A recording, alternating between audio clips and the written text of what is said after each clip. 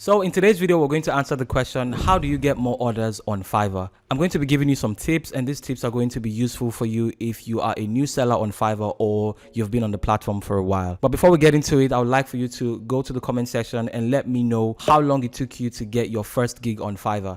The reason I think this question is important is it will help anybody who is a new seller who has not gotten their first gig to kind of have an idea how long it typically takes to get your first order, and it could just help calm them down and keep them going. For me, it took me somewhere around 3, 4, 5 months I can't remember precisely, but around 3 to 5 months for me to get my very first gig on Fiverr when I started.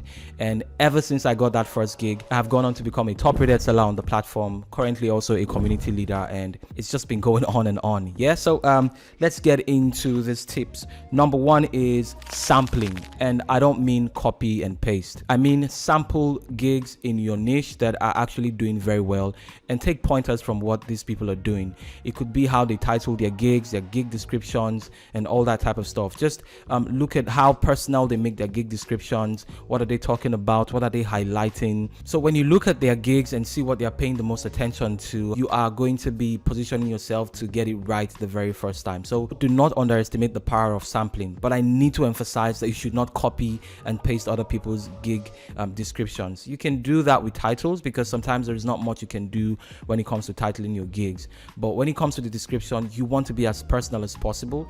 You want to be able to tell your own story, be authentic as possible. But then again, you can leverage sampling and look at how other people are telling their story and just take a cue from that and then come into your own gig description and make it your own and make it personal. Tip number 2 is to optimize your gig titles and description. This tip might seem very similar to the first one, but here I am talking about you paying attention to keywords that your buyers would most likely be searching for when they come looking for a gig to buy on Fiverr. So you want to look at the titles, you want to use SEO tools, you want to look at what keywords will rank most in search, and not try to spam your description by using the same keywords over and over again meaninglessly. Yes, you want to use them a lot of times, but then again, you want to try to keep it as natural as possible so that when somebody reads it, it actually makes sense and it doesn't just show that this person is just trying to throw in as much keywords as they can in their description. So you want to optimize your gig titles and your description. Number 3, and this one is very important, especially if you are a new seller and probably not gotten your first gig on Fiverr. Now, this one is competitive pricing. This is so important. You want to look at what the range of pricing is within your niche. You want to see what the lowest is and what the highest is and try to find a sweet spot to price your gig. Another strategy could be for you to really underprice your gig, especially if you're new and have not gotten any orders yet. And just to get those first orders coming in, you can even put it in your gig description that you're new, but you're very good at what you do, but the price might go up and they should take advantage of this opportunity that you're giving to them. As a new seller on the platform, you don't want to pay too much attention to making money, okay? You want to pay attention to getting those first orders, getting those first reviews, because when people come and they see that you're new, nobody has bought, they will be skeptical, they'll be scared to be the first person to try you out. But if you keep your prices really low, possibly lower than the regular market price, then you're going to attract more buyers. You can always change your price and start to charge what you're really worth. Tip number 4, complete profile setup. I'm talking your profile pictures, I'm talking your frequently asked questions, I'm talking gig description. Every single place that you can find a text box to fill in, don't leave it empty.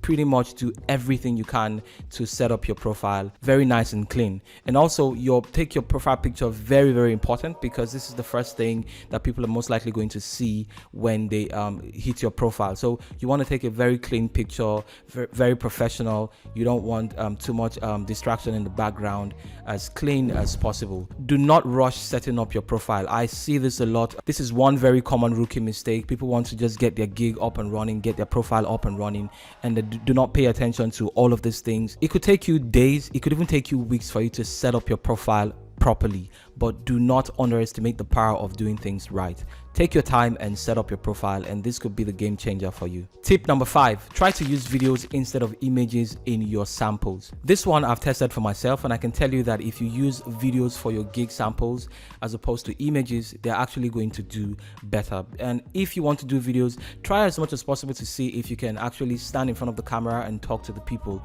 and try to create a connection. You will start to build credibility when you can show up on the camera and people can see the face behind the work. They will start to know, like, and trust you and feel confident to purchase your gig, as opposed to having a still image that tries to describe what you're doing. If you stand like I'm standing in front of the camera right now and talk to your prospective buyers and tell them, hey, my name is Francis and this is what I do, this is my experience, just a nice and sweet 30 seconds or even a minute long video can do the magic. So try as much as possible to see if you can swap out your images for videos and try to make them simple as well. Try to make them clean. They don't have to be shot with professional cameras or equipment or that type of stuff, lighting.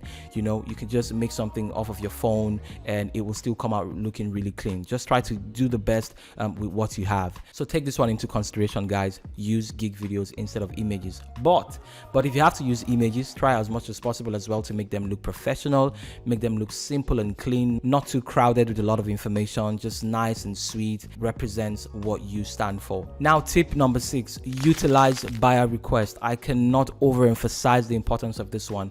I've had people message me a lot of times who are new sellers who have not gotten their gigs running yet, and they ask me, how do I get more gigs? And I ask the question, do you send out requests to buyers from time to time?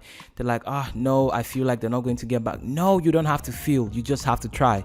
What is there to lose? Just try, send as much buyer requests as you can. If you feel confident that you can deliver a job that a buyer has posted, reply to that buyer request confidently, telling them that you can do the job. You can do as much as possible. I can't remember right now, but I think if you're a new seller, there's a limit. I think there's a number. I don't know how it works right now. Personally, I've not used the buyer request for a while. Just find out how that works and try to utilize all of the tools that Fiverr makes available to you. So buyer request is such a powerful tool to go to the buyer. I know that Fiverr is designed in such a way that you have your profile set up and then the sellers come and then the buyers come to you. But the buyer request section makes it possible for you as a seller to go to the buyer, and that is so powerful.